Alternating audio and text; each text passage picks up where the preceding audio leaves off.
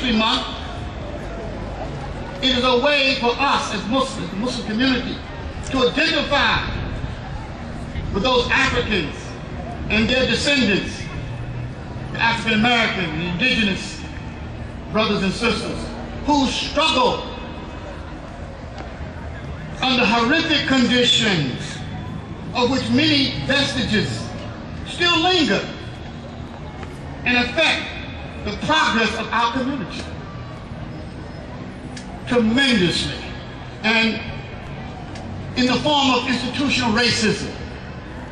Even though Allah subhanahu wa ta'ala has raised up an African American as the president of our country, the institutional racism is still there. An example,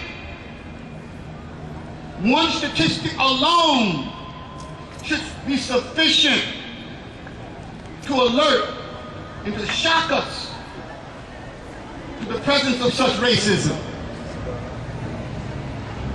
50% of the nation's 2.3 million incarcerated people come from the 12% of the African American population. Also, high unemployment, and we're living in an economic crisis, and unemployment is very high all over the country, but it's even more high in the indigenous African American community. These are realities that we're faced with. The high school dropout amongst the African American community. The high crime, the murder, the youth violence in our community. These are all things that reflect how what has happened to the community, how they have been impacted by these things. And I'm not mentioning these things to whine or to complain. I'm not whining, I'm not a whiner. Neither am I expressing these things to show that that the African American community is entitled to some special privilege, affirmative act, etc. No, that ain't what I'm talking about. The idea of mentioning these things is so that we don't forget, that America don't forget, and that the Muslims don't forget, that nobody forget what has happened to our brothers and our sisters in the community. What they went through, they're still feeling the effects of it.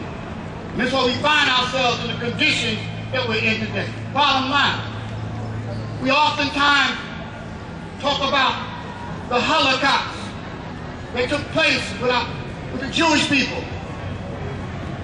And as terrible, as horrible as that was. And they make sure that the world don't forget. And so why should we allow the world to forget what has happened to us? They went through a Holocaust, we went through a devastation. Understand that, my brothers and sisters. A devastation. Our people were stripped of their humanity. They were stripped of their culture. They were stripped of their religion. They came here, many of them as Muslims, they lost all of that. Even though many struggled to survive, and this is documented, many Muslims, during a horrible experience of slavery, they survived and tried to hold on to Islamic identity. So, again, stripping them of the humanity, their religion, their language, it was a devastation. Stripping them of their identity, they didn't know who they were. So they had ended up taking another culture, another identity. And this was the climate that produced people like Al-Hajj Shabazz, Malcolm X. It is important for us to know and understand this and to always remain connected with it, my brothers and sisters. When we talk about Malcolm X, Al-Hajj Shabazz, and his spiritual journey, we all know he was aware and he understood the plight of our people and oppressed people all over the world. He talked about the devastation. He talked about the oppression. He talked about the 10 million, the tens of millions en route here across the Atlantic that never made it and that were dumped in the sea. He talked about when the people were brought from Africa. They were sent to various islands to break them in, to destroy their humanity, to take from them their religion, to take from them their language, the horrible crimes that were perpetrated upon them. He talked about these things in many of his lectures. And so again, I applaud the MSA and the students that put this program on together during this month. And may Allah bless you and allow you to become even more conscious of how important it is that not only to be connected with the African American Muslim, which I don't see many here, but just the plight of the people themselves. Because oppression is worse than slaughter. And Allah has told us, and why should you not struggle in the cause of God when there are men, women, and children who are being oppressed? So we have a mandate from Allah to be concerned. We have a mandate from Allah to be connected with people who are oppressed and people who are disenfranchised and people who are discriminated against, so forth and so on. Malcolm X was born in poverty and obscurity, May 19th, 1925, in Omaha, Nebraska. His name was Malcolm Little, and he rose to become one of the most dynamic black leaders of our time. And it was through the efforts and the struggles of people like Malcolm X and others, Martin Luther King Jr., H. Rap Brown, and many luminaries. And we pray and we make dua that Allah preserve our brother Imam Jamil. It is because of the efforts and the struggle of many in the community that we now have an African American president.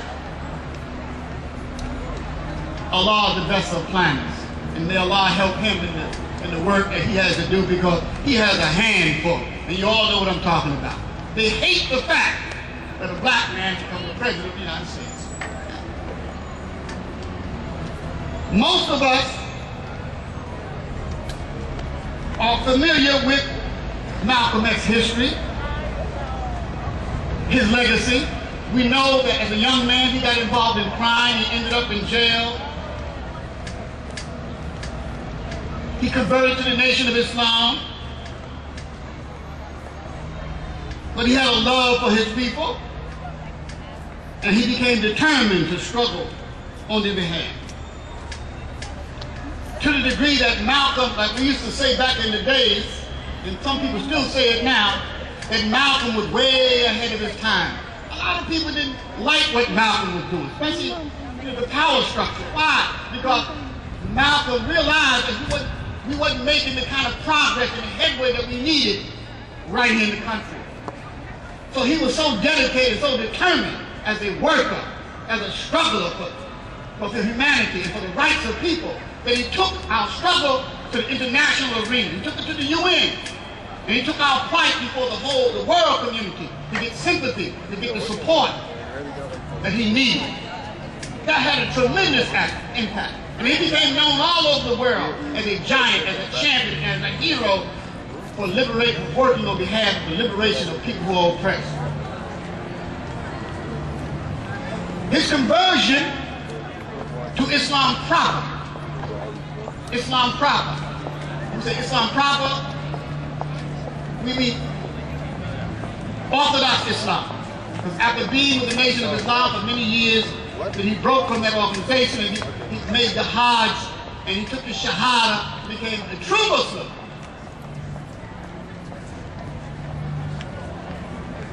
In his own words, I want to quote what Alex Haley, his biographer, wrote concerning his spirituality, his transition to real Islam.